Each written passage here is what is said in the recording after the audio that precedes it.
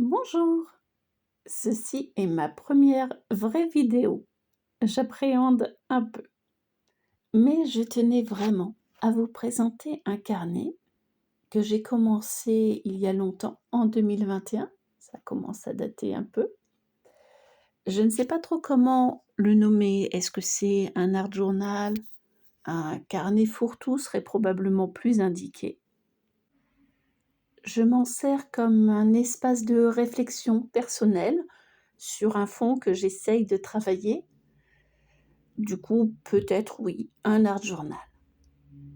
C'est pas très clair, mais je vais vous laisser regarder, découvrir comment j'ai utilisé essentiellement des fournitures que j'ai trouvées à Action et un petit peu de création personnelle également.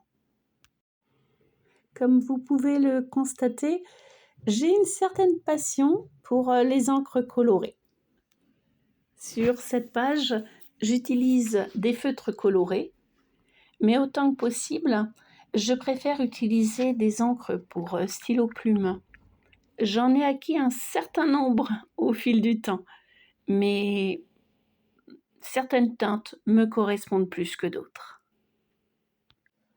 Les thèmes de ce carnet sont assez disparates. Je pense que j'aurais dû, en tout début de carnet, me faire un index, un glossaire des matières, de façon à pouvoir m'y retrouver plus facilement. C'est encore possible pour l'instant, mais je n'ai pas énormément rempli ce carnet. Du coup, je rajouterai probablement plus tard une page d'index. Et nous arrivons déjà à la fin de ce carnet avec 2 pages qui sont très peu remplies. Et enfin, la dernière page que je vais compléter avec vous. J'ai voulu donner un titre à cette double page et l'étaler sur les 2 pages concernées, Grimoire des ombres. Après une première ébauche au critérium, je commence à ancrer les contours avec l'encre rouge caroubier de Herbin. C'est une encre qui est très intense, très puissante et qui correspondait parfaitement au thème de cette page.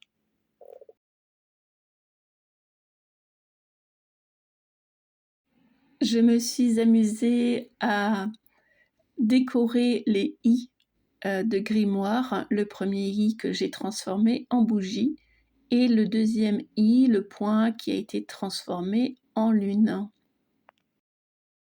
Quant à ce motif de décoration comme des petites lianes, c'est quelque chose que j'aime beaucoup reproduire dans mes dessins, dans mes tableaux et dans mes écritures, et vous risquez de le retrouver probablement très régulièrement.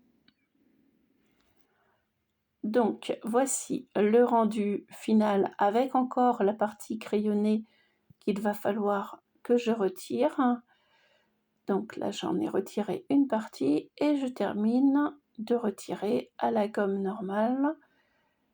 Donc, une fois que j'aurai fait ça, je vais pouvoir colorer et voici le rendu final avec la mise en couleur, un rouge qui finalement n'est pas si sombre que j'aurais voulu.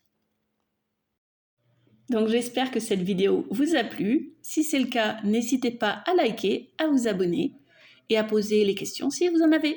À bientôt!